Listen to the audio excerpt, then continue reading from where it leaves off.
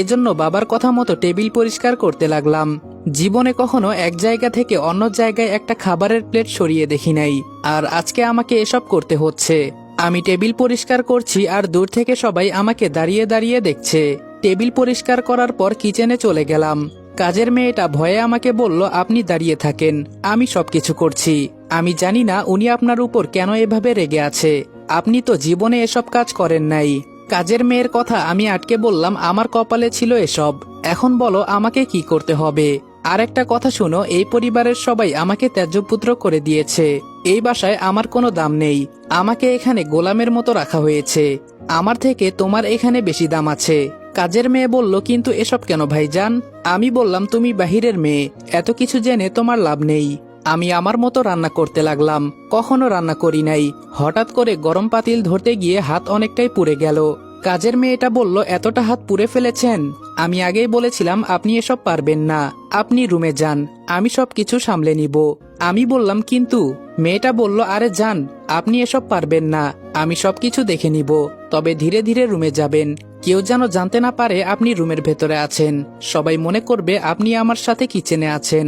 আমি একটা মুচকি হাসি দিয়ে বললাম, ধন্যবাদ তোমাকে। আমি চুপচাপ রুমে চলে গেলাম। আমি রুমে চলে যাওয়ার কিছুক্ষণ পর আমার ছোট বোন মিষ্টি হাতে করে একটা মলম নিয়ে আমার রুমের ভেতরে ঢুকলো। কোনো কথা না বলে আমার হাত ধরে হঠাৎ মলম লাগাতে লাগলো। হঠাৎ করে আমার মনে হলো, আমার রুমে তো আমি ক্যামেরা লাগিয়ে রেখেছিলাম। আমি আমার রুমের ভেতরে ক্যামেরা এজন্যই লাগিয়েছি, অনেক সময় আমাদের বাসার সবাই যখন কোনো জায়গায় বেড়াতে যায়, তখন আমি আমার সমস্ত বন্ধু বান্ধব এনে আমরা রাতে সবাই মিলে রুমে পার্টি করি। আর ড্রিঙ্কস করতে করতে কখন যে আমরা মাতাল হয়ে যাই নিজেরাও বলতে পারি না। এজন্য রুমে ক্যামেরা লাগিয়ে রেখেছিলাম, যেন দেখতে পারি রাতে আমরা কি কি করেছিলাম। আর সবাই এসব দেখে মজা নিতাম। উপরের ক্যামেরাটা দেখেই অজান্তেই একটা হাসি এসে গেল মুখে। মিষ্টি আমার হাতে মলম লাগিয়ে যেই উঠে চলে যাবে, তখন আমি বললাম, আজকে রাতে আমি তোদের ছেড়ে অনেক দূরে চলে যাব, জানি না আর কখনো আসবো কিনা।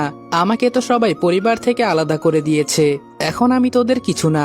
শেষ একটা অনুরোধ আমার, বড় ভাই হয়ে বলছি, তুই আমাকে বিশ্বাস কর, মাত্র 10 মিনিট সময় এখানে দাঁড়া, আমি তোকে সবকিছু সত্যি বলছি। মিষ্টি আমার দিকে কান্না দৃষ্টিতে তাকিয়ে বলল, তুই আর কি বলবি? তুই কিভাবে?